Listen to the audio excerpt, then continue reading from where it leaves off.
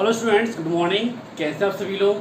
आप सभी का स्वागत है आपके अपने चैनल पे जिसका नाम है डायनेमिक फिजिक्स। तो आज हमारा लेक्चर है नीट प्रीवियस ईयर क्लासेस, लेकिन आज चैप्टर हम चेंज कर रहे हैं।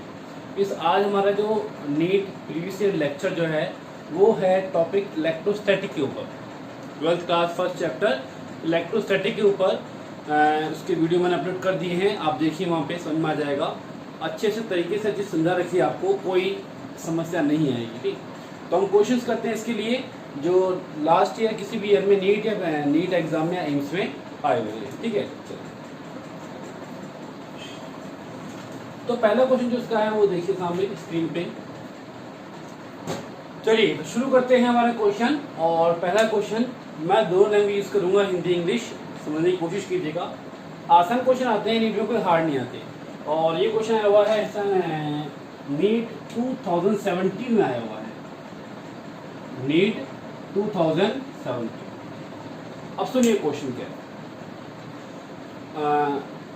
Suppose charge of A proton and an electron differ slightly, मतलब एक इलेक्ट्रॉन प्रोटॉन पे चार्ज है, दो से अलग अलग है। तो ठीक है, उसने कहा मान लेते हैं सर किसी एक पे तो है इलेक्ट्रॉन मान लेते हैं -e और प्रोटॉन मान लेते हैं E प्लस डेली। अब आगे सुनिए। If net of electrostatic force and gravitational force between two hydrogen atom placed at a distance d। अब जो फोर्स की बात कर रहा हूँ किसके बीच में है? Between two hydrogen atom, electron proton नहीं है, बिटवीन टू हाइड्रोजन एटम। एक हाइड्रोजन की बात करते हैं तो हाइड्रोजन में एक इलेक्ट्रॉन भी होता है, एक प्रोटॉन भी होता है। मीन्स अगर मैंने कहा ये एक हाइड्रोजन एटम है और ये भी एक हाइड्रोजन एटम है, तो उस कंडीशन में इसके पास एक इलेक्ट्रॉन भी है और एक प्रोटॉन भी। इसके पास एक इलेक्ट्रॉन है और एक प्रोटॉन है। इस पे चार्ज की बात करते हैं सर, इलेक्ट्रॉन पे -e, प्रोटॉन पे E प्लस डेली। इस पे -e, proton E plus daily. तो टोटल चार्ज इस पे कितना हो गया? इस पे हो गया प्लस डेली, और इस पे कितना हो जाएगा? Plus daily. अच्छा, इलेक्ट्रॉन यहाँ मास चार्ज की बात कर रहे हैं तो हम प्रॉपर्टी ऑफ चार्ज की बात करते हैं तो कहते हैं सर अगर चार्ज है तो मास तो होगा ही होगा। तो मान लेते हैं सर इसका मास m है और इसका मास n है। यहाँ बात करेंगे mass of hydrogen, mass of hydrogen and distance कितना है? ये क्या है कि अगर यहाँ पे इलेक्ट्रोस्टैटिक फोर्स भी काम कर रहा है due two charges and gravitational force काम कर रहा है ड्यू टू मास, देन वो क्या है, इन दोनों का ऑर्डर क्या है, मींस इस चार्ज का ऑर्डर क्या होगा। तो पहले बात करते हैं इलेक्ट्रोस्टैटिक फोर्स की, Fe K Q1 Q2 upon R²। बात करते हैं ग्रेविटेशन की तो G m1 m2 upon R²। ये है फॉर हाइड्रोजन, ये दोनों इक्वल हैं, दोनों फोर्स ने क्या कर दिया, इक्वल हो गए हैं ग्रेविटेशन। तो क्या हो जाएगा sir, K del E square upon D square equal to G m1 mh square by D square. D by D cancel. मुझसे क्या पूछा है वो कि ऑर्डर क्या है, मतलब ऑर्डर मतलब क्रम क्या है, मतलब टोटली कह रहा है कि आगे वैल्यू कुछ भी हो पीछे क्या है। जैसे आप पढ़ते हो ना Planck constant 6.63 10⁻34 joule into second, तो ये इसका ऑर्डर है। क्लियर? अब डेल ई की बात करते हैं तो डेल ई स्क्वायर क्या हो जाएगा, G M H square upon एक, जी की वैल्यू क्या है 6.67 10⁻11। हम बात कर रहे हैं केवल ऑर्डर। MH हाइड्रोजन की बात करें तो mass of hydrogen means mass of proton 1.67 10⁻27 10⁻27 और क्या है 9 10⁻9, तो 9 10⁻9। यहाँ डेल ई स्क्वायर है तो क्या आएगा, रूट आएगा। अब देखिए दोनों सेम स्क्वायर में है ना, तो 10⁻27, ये 9 ऊपर जाएगा तो -9, तो 11 और 9 20 10⁻20, मतलब बाहर है कि 10⁻10। कोई भी नंबर अगर पावर की फॉर्म में है और रूट के अंदर है तो रूट से बाहर आती उसकी पावर हाफ हो जाएगी। कब? जबकि उसकी पावर इवन होगी, इवन मतलब सम होगी। ऐसा नहीं है तो आपको पावर को इवन करना होता है। तो ये हो गया, तो कितना होगा 10⁻37। सो आंसर इज, तो क्वेश्चन इजी आते हैं, हार्ड नहीं आते, बात समझने की है। थोड़ी मैथमेटिक्स हम मानते हैं आपकी थोड़ी वीक होती है, थोड़ी सी तो हो जाता है। चलेंगे तो ये पहला क्वेश्चन। वापस समझिए, एक प्रोटॉन है, एक इलेक्ट्रॉन है, इलेक्ट्रॉन पे चार्ज है -e, प्रोटॉन पे E+Dv, मैं मान लेता हूँ कि दो अलग अलग चार्ज हैं। और वो कह रहे हैं कि दो फोर्स लग रहे हैं, कि मास भी है तो इलेक्ट्रोस्टैटिक फोर्स भी है और ग्रेविटेशन फोर्स भी है, दोनों इक्वल है और दोनों चार्ज पार्टिकल डी डिस्टेंस पे है। तो क्या है, इस चार्ज का ऑर्डर क्या होगा, मतलब क्रम क्या होगा, तो ये क्लियर। नेक्स्ट क्वेश्चन की बात करते हैं। सारे ही क्वेश्चन अच्छे हैं, कंसेप्ट की बात है यहाँ पे। तो जो तैयारी कर चुके हैं, मीन्स जो भी डाउट की बात कर रहे हैं, उनके लिए ये चीज़ बेस्ट है। और जो भी तैयारी कर रहे हैं उनकी तो और भी अच्छी है, क्योंकि उनके लिए बिल्कुल फ्रेश ही है, तो पढ़ ही रहे हैं वो। चलिए एक क्वेश्चन और लेते हैं। अच्छा क्वेश्चन है, चैप्टर 1 का ही है।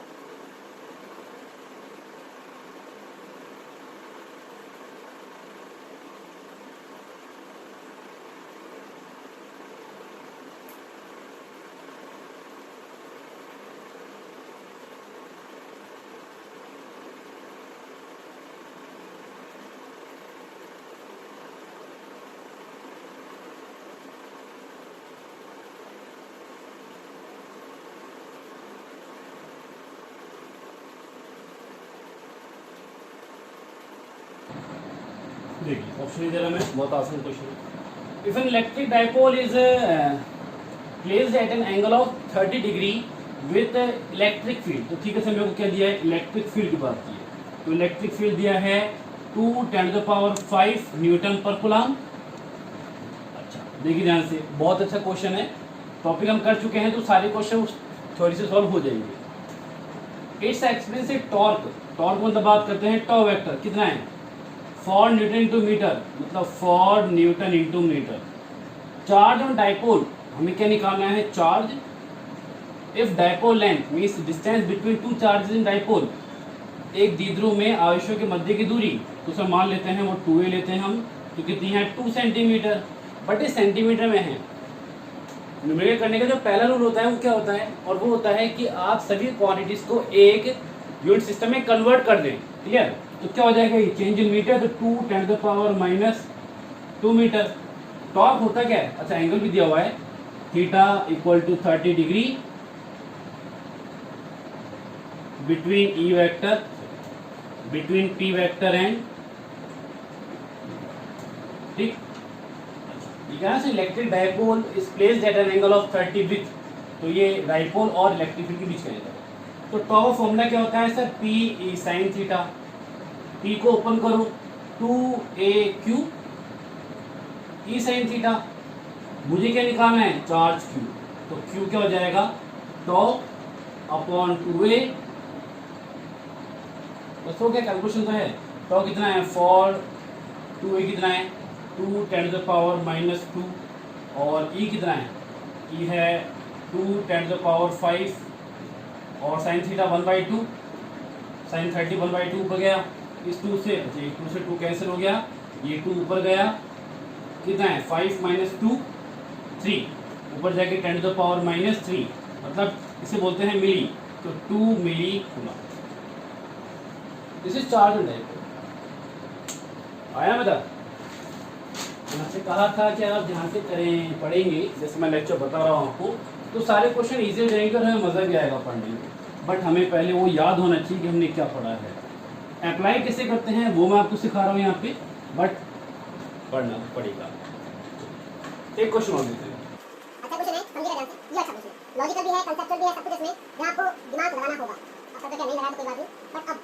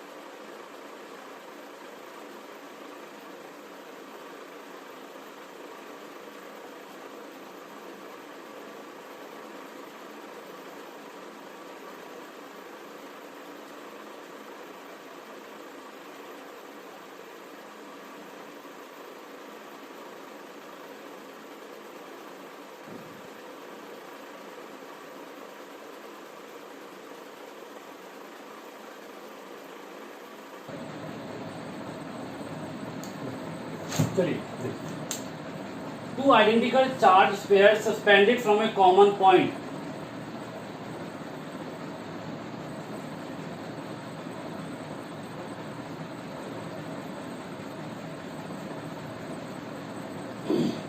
देखिए question, two identical charge sphere suspended from a common point by two massless string of length l are initially by distance d apart. इसका मतलब ये है कि ठीक है सर, आपके पास दो स्ट्रिंग है, स्ट्रिंग मतलब दो धागे हैं जो मासलेस है, मींस उनका कोई मास नहीं है, और दोनों को एक कॉमन पॉइंट से क्या कर दिया, हैंग कर दिया, मींस लटका दिया। सस्पेंडेड का मतलब होता है लटकाना। मैं समझा रहा हूँ हिंदी में, two identical charge spheres suspended from a common point by two masses string of length l।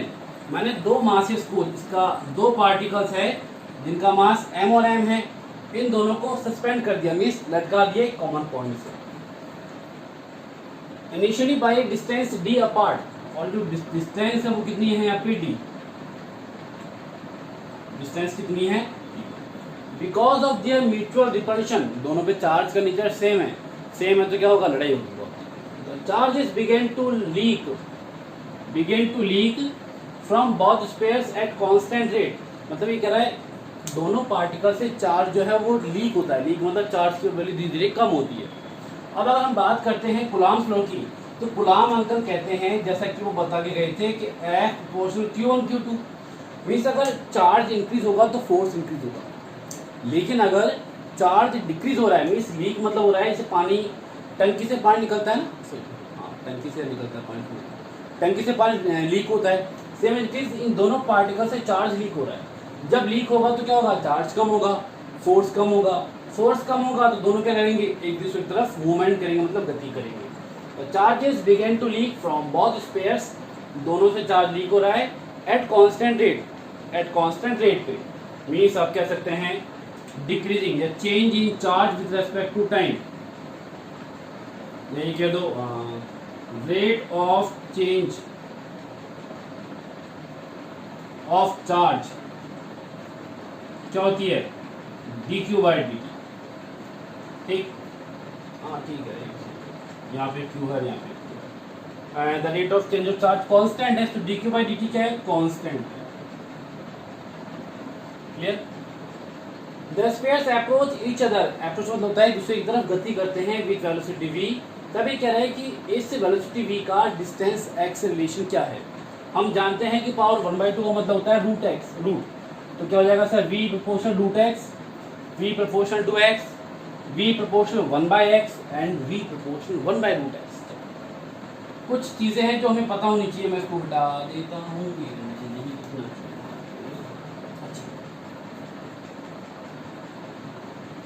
Rate of change of charge क्या है, dq अपॉन dt, और ये कांस्टेंट है, means at a fix rate. अब सुनिए, जब भी कोई सिस्टम ऐसा है जहां हम बात करते हैं SHM की, मींस इस तरह की बात करते हैं, तो वहां पर जब Q की बात करते हैं तो याद रखिए Q का फॉर्मूला क्या होता है सर, mgxq अपॉन q के, डिस्टेंस d है तो उसको मैं x मान लेता हूँ थोड़ी देर के लिए, मेरी इच्छा है। अब सुनिए क्या है, यहाँ बात करते हैं तो सर mg तो कहाँ होगा, नीचे, and tension to active point means इस पॉइंट को की ओर, ये एंगल अगर थीटा है तो जैसा कि हम जानते हैं कि क्या बन जाएगा z, तो ये भी थीटा, तो ये क्या हो जाएगा t cos थीटा, और यहाँ पे ये क्या हो जाएगा t sin थीटा, बिकॉज यहाँ पे रिपल्शन फोर्स है, रिपल्शन फोर्स है तो ये कहाँ होगा, अच्छा बैलेंस करें तो सर t sin थीटा तो बैलेंस करेगा इलेक्ट्रोस्टैटिक को, and t cos theta balance करेगा mg को। इक्वेशन फन कहते हैं, इक्वेशन को हम प्रूफ कर रहे हैं कैसा है। ठीक, इक्वेशन 1 डिवाइड बाई 2 करो, मीन्स 1 को 2 से डिवाइड कर दो, तो t by T cancel, tan theta, और क्या हो जाएगा F E upon M G, मतलब k q1 q2, दोनों में चार्ज सेम है ना, ठीक है मान लेते हैं, k q1 q2 क्या होगा, q square upon x square, और यहाँ क्या आ जाएगा। अब यहाँ एक कंडीशन लिखते हैं, वो क्या है, वो हमेशा हम पढ़ते हैं कि अगर थीटा बहुत छोटा है, means if theta is very small, if theta is very small, तो हम कहते हैं कि all trigonometric functions are equal. तो मैं क्या करूँगा, ऐसे इसको ओ कहता हूँ। मैं इस ट्रायंगल के लिए ओ, इसको मैं कहता हूँ ए, इसको मैं कहता हूँ बी। इस ओ ए बी की बात करते हैं तो ट्रायंगल ओ ए बी में ये 90 है, ये थीटा है। तो बेस की बात करते हैं, साइन होता है पी अपॉन एच। अगर ये पूरा एक्स है तो ये कितना हो जाएगा x/2, और ये लेंथ कितनी है l, तो यहाँ से साइन थीटा क्या हो जाएगा p अपॉन एच। जैसा कि मैंने कहा दोनों इक्वल होंगे तो सर यहाँ पे क्या हो जाएगा x/2l equal to kq² upon mg। Cross multiply करो तो क्या लिखेंगे सर 2kq²l, और यहाँ पे क्या हो जाएगा mgx2। तो यहाँ से q क्या हो जाएगा mgx3 अपॉन 2kl, ये रूट आ क्या जाएगा। तो ये हमारा काम क्लियर हो गया। अब बात जो है उसमें है, मैं इसको मिटा रहा हूँ।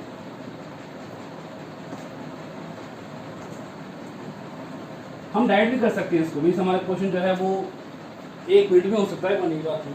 अब इसकी बात सुनिए, यहाँ से बात करते हैं तो सर हमने कहा q² mgx3 upon 2kl, means q equal to हो जाएगा mgx3। अगर मैं साइड अमेंड ना करूँ, मीन्स अगर मुझे डायरेक्टली याद हो तो इससे कैसे क्वेश्चन होगा। मान लो कि क्वेश्चन लिखा हुआ है और मुझे ये फॉर्मूला याद है, मुझे फॉर्मूला याद है, तो यहाँ से मैं क्या कर सकता हूँ, m है कांस्टेंट फिक्स है हमारे पास, g वैसे ही कांस्टेंट है, k कांस्टेंट, l तो वैरी क्या करेगा x मतलब डिस्टेंस d की बात कर रहे हैं यहाँ पे, इसका डिस्टेंस d है।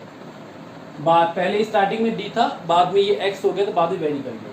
तो सर अगर मैं q और x की बात करूँ तो मैं कह सकता हूँ sir q proportional to root x3, मतलब इससे मैं कह सकता हूँ sir q proportional x to the power 3, ये कह सकते हैं। अच्छा मुझे क्या कहा गया था sir, rate of change of charge dq upon dt, क्या कहा था उसे कांस्टेंट।